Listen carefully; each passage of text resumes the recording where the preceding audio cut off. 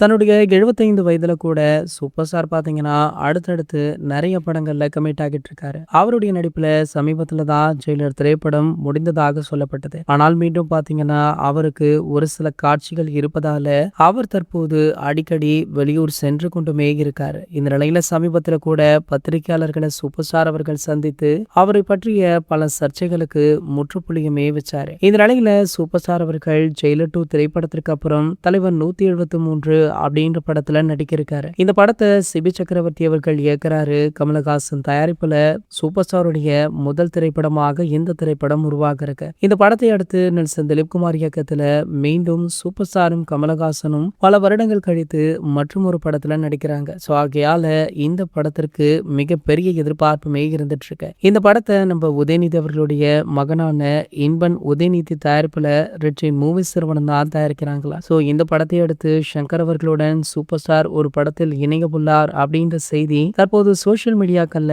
காட்டுத்தீ போல பரவிட்டு இருக்கு. சமீபத்துல சங்கர் சூப்பர் ஸ்டாருடைய சந்திப்பு நடைபெற்றுள்ளதாகவும் படத்துடைய கதையின் இறுதி விவாதம் நடைபெற்று முடிந்து விட்டதாகவுமே சொல்லப்படுது. சோ சூப்பர் ஸ்டாருமே நம்ம சங்கர் அவர்களுக்கு கிரீன் சிக்னல் கொடுத்திருக்காரா. கூடிய விரைவிலேயே இந்த படத்துடைய அதிகாரப்பூர்வ ப்ரோமோ வீடியோ வெளியாக இருக்கா. சோ இந்த தகவல் தலைவர் ரசிகர்கள் மத்தியில நல்ல வரவேற்பு பெற்றிருக்கு. இது போன்ற செய்திகளை பத்தி நீங்க உடனே தெரிஞ்சுக்க நம்மளுடைய சேனலை மறக்காம சப்ஸ்கிரைப் பண்ணிக்கோங்க.